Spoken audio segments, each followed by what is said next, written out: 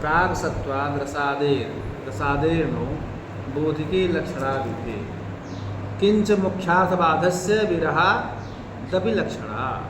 ठीक है, कहा कि देखिए रस भाव आदि जो होते हैं, प्राग सत्वाद रसादेर, रसादि में क्या होता है? रस, रसादि माने रस भाव तथा भाव, भाव उदय, भाव शांति, भाव सवरता इत्यादि। हाँ, तो कहा ये व्यंग पहले ना हो, मतलब ये जो है ये व्यंग के पहले ना होने से, ये जो है व्यंग के पहले ना होने से कौन? लक्षणा अभिधा। कहा कि पहले लक्षणा अभिधा होती है ना, अभिधा लक्षणा, अर्थात लक्षणा और अभिधा से उनका बोध नहीं किया जा सकता, नहीं हो सकता है।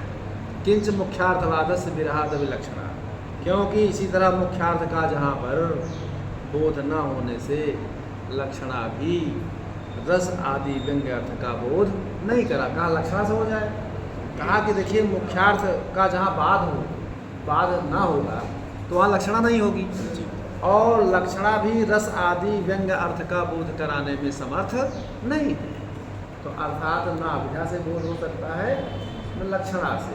जो लोग ये कहते हैं कि स्योतिकान्न बोधिका इति शेषः, तो आस्वादन व्यापार से भिन्न रस आदि पद जो है प्रतिपाद्य कोई पदार्थ प्रमाण से सिद्ध नहीं होता है। जैसे कोपि रसनात्मक व्यापाराद भिन्न। रसनात्मक व्यापार क्या है? किसी चीज़ का रसास्वादन करते हो ना, है? मिश्राम्बू पिया है?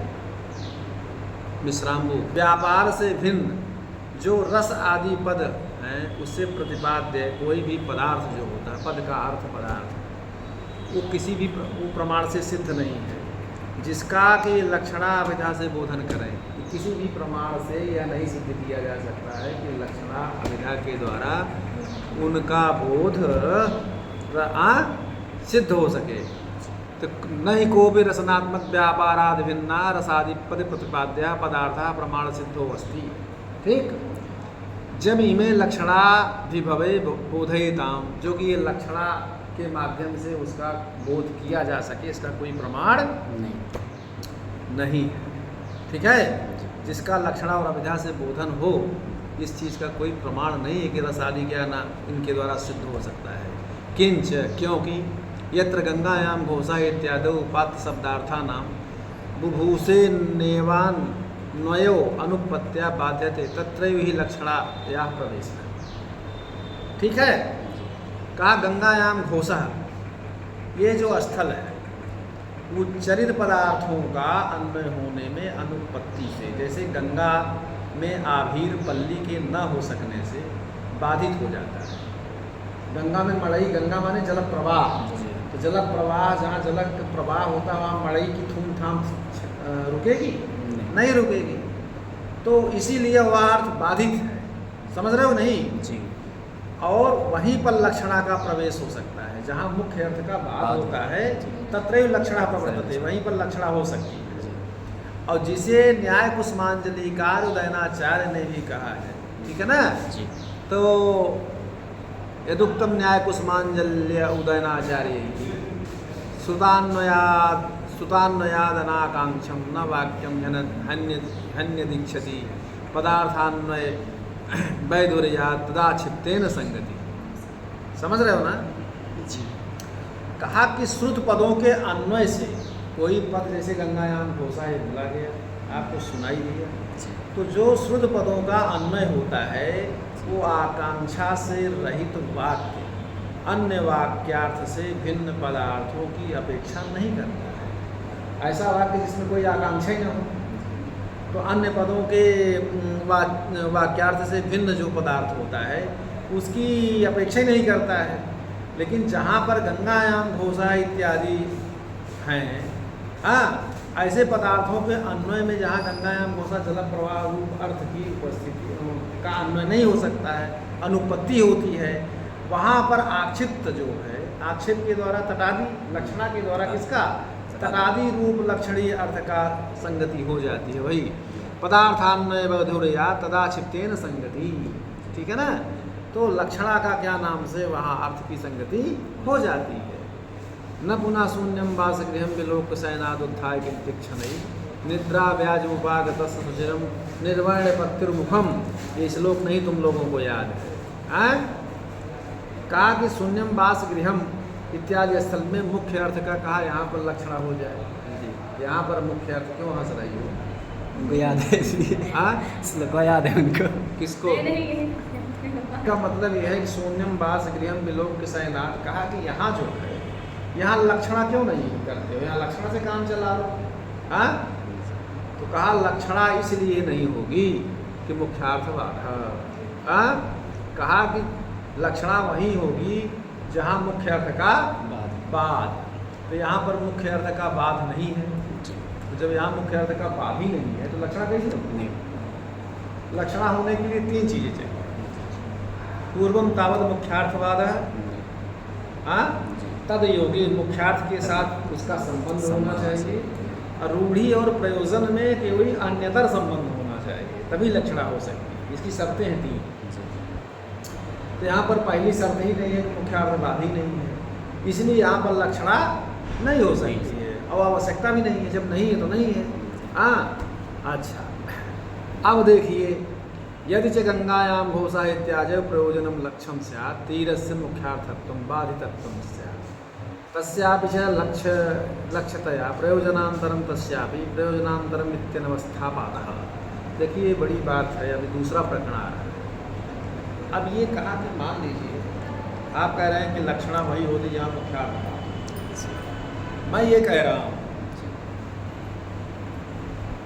कि मुख्यार्थ है प्रयोजन विशिष्ट में लक्षणा मानने की बात है।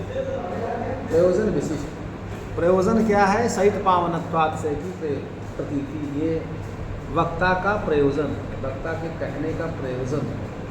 शीतला, जब गंगा स्नान करते हैं शीतलता की पवित्रता भी शरीर में ऐसा पवित्र है। सहित पावनत्वातिशय की प्रतीति कराना या वक्ता का प्रयोजन है। वही बात अब कर रहे हैं। देखिए, कहा कि गंगायाम घोषा, ये जो स्थल है, सहित पावनत्व लक्ष्य। कहा सहित पावनत्व प्रयोजन है, लक्ष्य क्या है? तट है। हाँ, तो कहा कि यह सहित पावनत्व लक्ष्य मतलब लक्षणा का प्रतिपाद्य होगा अगर ऐसा माना जाए तो। इत्यादि प्रयोजनम लक्ष्यम से, प्रयोजन को ही यदि लक्ष्य बना, मतलब लक्ष्य तो तट था।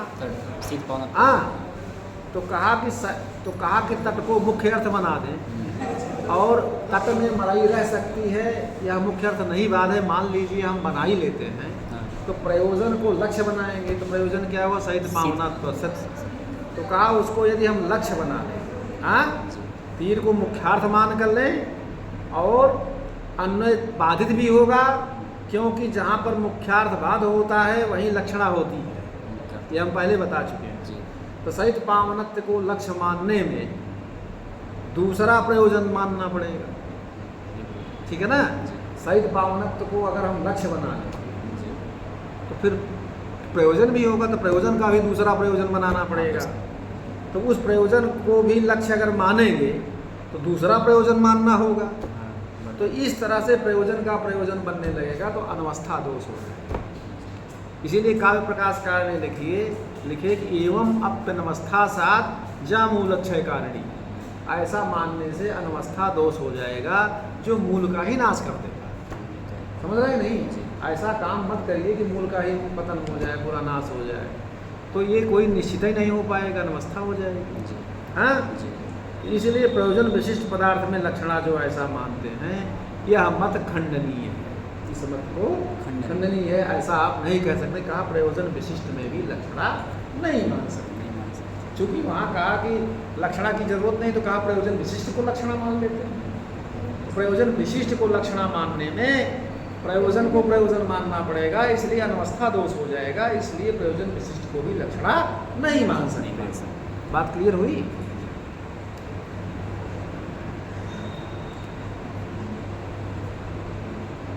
ठीक है। न चापि प्रयोजन विशिष्ट एवं,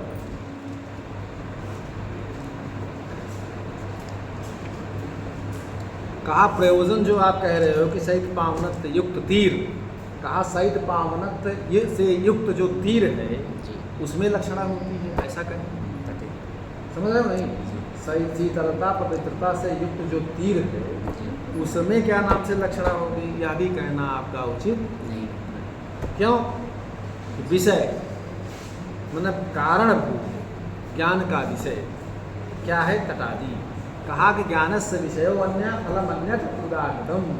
ज्ञान का विषय भिन्न होता है और ज्ञान का फल भिन्न होता है। समझ नहीं? एक ही साथ ज्ञान का विषय और ज्ञान का फल एक साथ नहीं होता। कहने का मतलब ये है कि जिस समय हम पेड़ लगाते हैं उसी समय फल भी आ जाता है। नहीं। हाँ, वृक्ष जो है फल के कुछ कारण है। वृक्ष रहेगा तब ना फल खाओगे, आम का पेड़ रहेगा तो आम खाओ।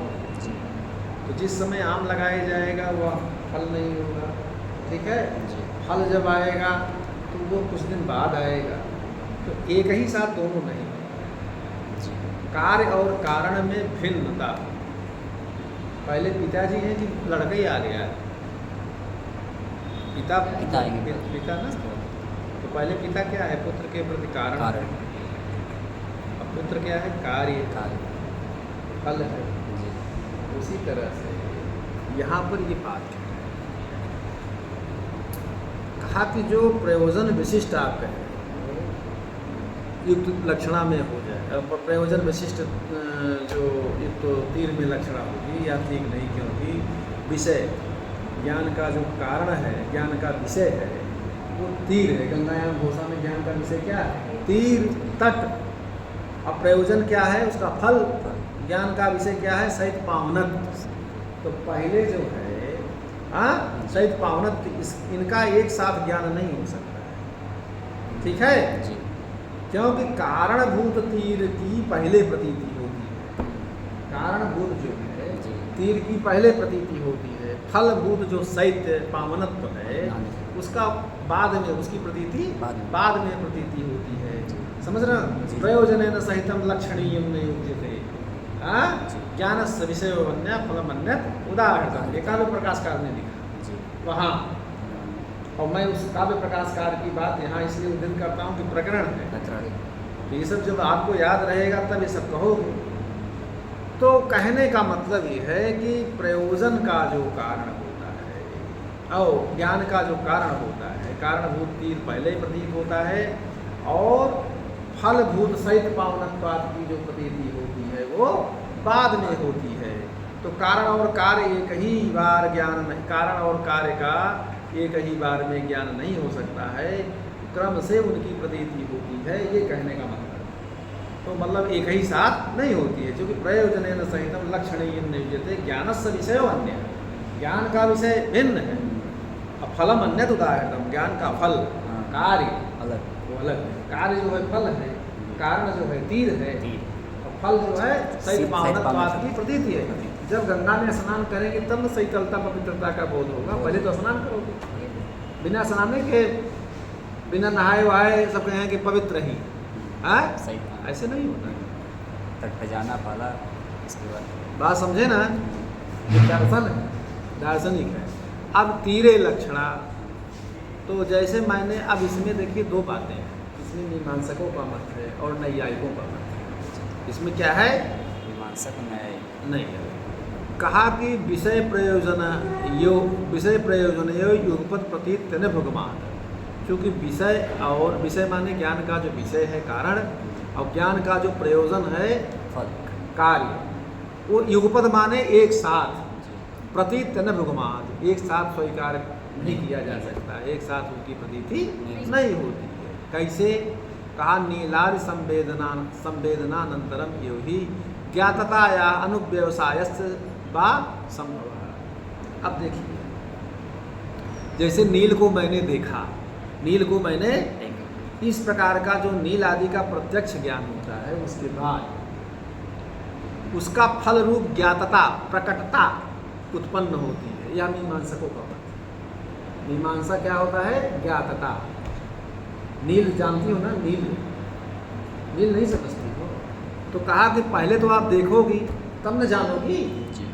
तो कहा कि नील को मैंने जाना, नीलादि संवेदन, मतलब नील को मैंने जाना। यह प्रकार नील आदि के पहले तो ज्ञान होगा नील, नील। तब न कहोगे कि नील हमने जाना। उसके ज्ञान के बाद उसका फल क्या है? ज्ञातता, जानना, जी। प्रकटता। तो ये आपके अंदर उत्पन्न होता है कि हमने नील को जाना। ये क्या है? प्रकटता। मतलब नील प्रकट हुआ, ज्ञात हुआ आपसे। नील को देखा फिर जाना, तो ये आपके अंदर एक उतरा, नील को हमने जाना। ये किसका मत है? मीमांसकों का। ठीक। जी। अब न्याय मत में यह नील है मान, इस प्रकार का नील आदि प्रत्यक्ष ज्ञान होता है। जब नील को देखोगे ना कि यह नील है, तो प्रत्यक्ष ज्ञान के बाद नील को मैंने जाना, ऐसा जो फलस्वरूप होता है वो अनुव्यवसाय है। अनुव्यवसाय उत्पन्न होता है। क्या होता है? अनुव्यवसाय। तो इन दोनों के मत के अनुसार लक्ष्य पदार्थ का ज्ञान कारण स्वरूप। लक्ष्य पदार्थ कौन है? तीर। तो तीर क्या है? कारण स्वरूप है। और व्यंग्य अर्थ का ज्ञान जो होता है वो फल स्वरूप है, कार्य रूप है। तो एक ही कारण समय, तो एक ही समय कारण और कार्य का ज्ञान नहीं हो सकता। एक ही समय में कारण और कार्य का ज्ञान नहीं हो सकता। इसीलिए प्रयोजन सहितम लक्षणीय नियोजित ज्ञान से विषय वरना फलम उदाहरण। तो अनुमान से रसात पदार्थों का अगर कोई कहे बोध होता है, समझ रहे हो ना? जी। नानुमानम रसादीना, कहा कि फिर अनुमान से रस का बोध कर लो। कि अनुमान करते हैं ना कि ऐसा मैंने अनुमान किया, ऐसा आपने खाया होगा, ऐसा किया होगा। तो कहा कि आपको देख करके लग रहा है कि आप खाए हो, अनुमान ही नहीं कर रहे हो। आप भूखे हो, आप नहीं खाए हो। तो कहा कि रस को अनुमान आदि पदार्थों से भी बोध हो सकता है। तो कहा नानुमानम रसादीनाम व्यंग्यानाम बोधनक्षमम। कहा कि ऐसा जो मानने वाले आचार्य महिम भट्ट है, आचार्य महिम भट्ट ने व्यंग्य अर्थ का अंतर्भाव अनुमान में किया है। वाल्मीकि का हनुमान और न्याय का अनुमान। वाल्मीकि ने अगर पढ़ो तो हनुमान जी को नहीं जाना तो क्या रामायण पढ़ो? हनुमान जी का महत्व रामायण में नहीं है। उसी तरह न्याय शास्त्र में अनुमान। बात समझे? कहते नहीं कि लिफाफा देख करके मजबूर भाप लेते हैं। तो लिफाफा में क्या लिखा है अभी तो नहीं देखा, लेकिन उसमें क्या लिखा है ये जान लेते हैं तो अनुमान ही अनुमान ही। हमने उदाहरण के रूप में समझा। तो आचार्य महिम भट्ट ने क्या किया है कि वो कहते हैं कि रस को अनुमान में हम गतार्थ कर रहे हैं। कहा कि नानुमानम रसादीनाम व्यंग्यानाम बोधनक्षमम। अच्छा, तो कहा कि देखिए, तो कहा कि व्यक्ति विवेक कारण ने कहा कि विभाव आदि जो रस आदि का ज्ञान है वह अनुमान में ही हम उसको गदार्थ कर लेंगे, अनुमान के अंतर्भूत कर लेंगे। तो कहा कि आभासत्वेन हेतु नाम स्मृति च रसादिति। कहा कि जैसे विभाव, अनुभाव, व्यभिचारी भाव या संचारी भाव की प्रतीति रस आदि प्रतीति का साधन मानी जाती है। ठीक है ना? ये साधन भूत है। रसादिति हेतु, हेतु माने कारण, साधन। तो इस तरह से हेतु। अब देखिए पहली चीज ये देखिए, अनुमान कहाँ होता है? रसोई में कभी खाना बनाया? जब नहीं, उसको चलो करने दो। रसोई में जब लकड़ी तुम लगाती हो चूल्हे पर, तो अग्नि का संयोग जब होता है तो धुआं उठता है। तो तुम बाहर हो तो धुआं अगर उनकी उससे निकला तो कहोगे ना कि अरे तो आग जल गई। आग में तो आपने देखा, धूम को देख करके अग्नि का अनुमान करती हो कि उनकी आग जल गई। तो लेकिन जब अग्नि और धूम का संयोग कभी देखा होगा तभी अनुमान करोगे। सही ना? तो देखी हुई चीज़ का तो अनुमान कर सकते हो। जो चीज़ नहीं जानती यहाँ कहाँ जानते, नहीं जानते हो। तो हेतुओं का व्यभिचार, दोष से युक्त होना अनुमान क्या है? व्याप्ति युक्त पक्ष धर्मता ज्ञानम, ज्ञान रस आदि व्यंग पदार्थों का प्रतिपादक नहीं हो सकता।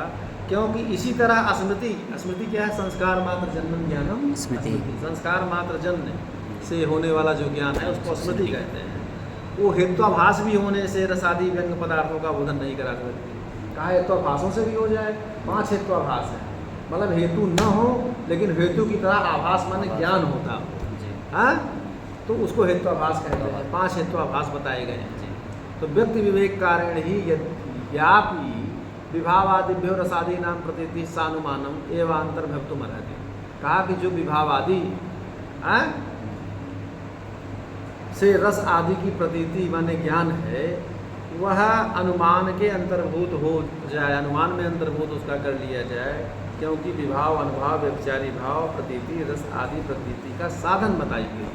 हाँ, सानुमान एवं अंतर्भक्तुम अर्हति विभावानुभाव व्यभिचारी प्रतीति ही रसादि प्रतीते साधनम इष्यते। रसादि प्रतीति उसका क्या है? साधन। साधन के माध्यम से न यहाँ आते हो। जी ते ही रत्यादि नाम भावानाम कारण कार्य सहकारी भूताः तान अनुमापंत एवं रसादीन निष्पादयन्ति। कहने का मतलब ये है कि कारण कार्य सहकारी होकर के उन रस आदि को अनुमान से प्रतिपादन करते हुए रस आदि प्रतिपादन करते हैं। विभाव आदि श्रव्य दृश्य से जाने हुए जाते हुए आस्वाद पदवी को प्राप्त कर रस कहे जाते हैं। समझ रहे हो ना? जी तदेव प्रतिमाना आस्वाद पदवीम गताः संतो रसा उच्यन्ते। जब रस विभाव आदि के द्वारा परिपुष्ट होकर के चर्वण का आस्वाद का विषय बनता है, तो वही रस शब्द से कहा जाता है। इत्यवश्यम भावी तत्प्रतीति क्रम। इससे यह निश्चित होता है कि उनमें प्रतीति का क्रम अवश्य है। प्रतीति का क्रम अवश्य है। कैसे है? हम इसको कई बार आपको बताए भी। तत् केवलम आसु भावितया असौ न लक्ष्यते। ठीक है, केवल क्या नाम से, लेकिन उस इतना शीघ्र होता है प्रतीति का क्रम कि उसका क्रम आपको लक्षित नहीं होता है। लक्षित का मतलब ज्ञान नहीं होता है। जैसे हमने बताया था कि कमल का पत्ता देखा है, 100 कमल के पत्ते को देखो, उसमें सुई चुभो तो जैसे चुभोगे फट दे उस पार चला जाएगा, देर लगेगी, तुरंत चला जाएगा। लेकिन वो पहला पत्ता कब छेदा गया, दूसरा कब छेदा गया, तीसरा कब छेदा गया, ये पता चलेगा? यही क्रम न लक्ष्य, मतलब क्रमों भी न क्या है, क्रम का ज्ञान आपको नहीं हुआ, लेकिन क्रम से ही छेदा होगा। ठीक है, उसी तरह यहाँ विभाव अनुभाव व्यभिचारी भाव के संयोग से जब रस का आस्वादन होता है तो वो सब क्रम है। लेकिन इतना शीघ्र है 100 पत्र 100 जैसे उत्पत्र शतपत्र छेदन त्वरा 100 पत्ते जैसे कमल के लिए ये छेदिए तो उसमें क्रम होने के बाद भी नहीं दिखाई देता, वैसे ये भी नहीं दिखाई देता। हाँ, समझ रहे हो ना? जी। तो तत्प्रतीति क्रमा केवलम आस्वाभावित, आसमानी जल शीघ्रता के कारण आसव न लक्ष्यते, मतलब उसका ज्ञान नहीं होता है। यह तो अयम अद्य अभिव्यक्ति क्रमा तुम जो रस का भी अभिव्यक्ति वाला है, पहले विभाव, फिर उसके बाद अनुभाव, फिर तीसरे बाद संचारी भाव, आदि क्या ज्ञान, तब रति की अनुमिति के अनंतर बारंबार अनुशीलन, तब उसकी रस की निष्पत्ति होती शीघ्रता के कारण। ठीक है, शीघ्रता के कारण। तो उक्तम तत्र प्रष्टव्यम किम शब्दाभिनय समर्पित विभावादि प्रत्ययानुमिति रामादिगत रागादि ज्ञानम एव रसत्वेनाभिमतं भवत तद्भावनया भावके भाव्यमाना स्वप्रकाशानंदो भा। तो कहा कि एक चीज़ बताओ, जैसे हमने बताया उसी तरह से इनका भी क्रम नहीं जाना जाता है। किसका? विभाव आदि का। तो उससे हम यह चीज़ पूछना चाहते हैं कि शब्द अथवा अभिनय में समर्पित जो विभाव आदि, जब कोई क्या नाम से नाटक वाटक करता है, कोई सीता बनता है, कोई राम बनता है, तो नाटक ही है, राम का पाठ लेता है, कोई सीता का पाठ लेता है, तो शब्द अथवा अभिनय, उनका अभिनय करते हैं जैसा उन्होंने किया था, में समर्पित विभाव आदि ज्ञान से अनुमिति, ये अनुमिति होती है ना कि राम आदि में स्थित राग आदि के ज्ञान को ही आप रस मानते हो। राम आदि में जैसे सीता के प्रति प्रेम था, सीता का राम आदि के प्रति प्रेम था, जो राग है प्रेम, उसी को आप रस मानते हो। अथवा राम आदि में स्थित राग आदि की भावना से सामाजिकों को आस्वादन किया जाने वाला स्वतः प्रकाशित जो आनंद स्वरूप चमत्कार को किसको आप मानते, किसको रस मानते? ये प्रश्न कर रहा है। जी ठीक है ना, बोल रहा हूँ ना जी कि रामादिगत रागादि ज्ञानम में रामादि के द्वारा सीता के प्रति राम का जो प्रेम, सीता का राम के प्रति जो राग प्रेम है, उसके रसत्व नाभिमतम भावता या तद्भावना, या राम की जो भावना है उसके भावकैर भाव्यमाना, उसके जो सामाजिक लोग हैं वो सामाजिक के आस्वादन से किया जाने वाला जो स्वतः प्रकाशित और आनंद स्वरूप चमत्कार को आप रस मानते, किसको मानते? कहा पहले पक्ष में तो कोई विवाद नहीं, हाँ आद्य न विवाद है, पहले पक्ष में कोई विवाद नहीं, किंतु रामादिगत रागादि ज्ञानम रस संज्ञया नोच्यते अस्माभि इत्येवं विशेषः, इत्येव विशेषः। कहा कि देखिए राम आदि में स्थित राग आदि के ज्ञान को हम लोग रस नहीं मानते, यही एक राम आदि में स्थित जो राग है, राम आदि में स्थित जो राग है, उस राग आदि के ज्ञान को हम लोग उसको रस नहीं मानते हैं, यही हमारा उनसे भेद है। समझ रहे हैं कि नहीं? जी तो कहा कि दूसरे पक्ष में तब क्या है, द्वितीयस्तु व्याप्तिक ग्रहणा भावात हेतुर आभासतया असिद्ध है। कहा व्याप्तिक ग्रहण के अभाव में हेतुओं का आभास होने से असिद्ध नामक क्या नाम से हेत्वाभास होता है, हेत्वाभास का एक असिद्ध हेत्वाभास होता है।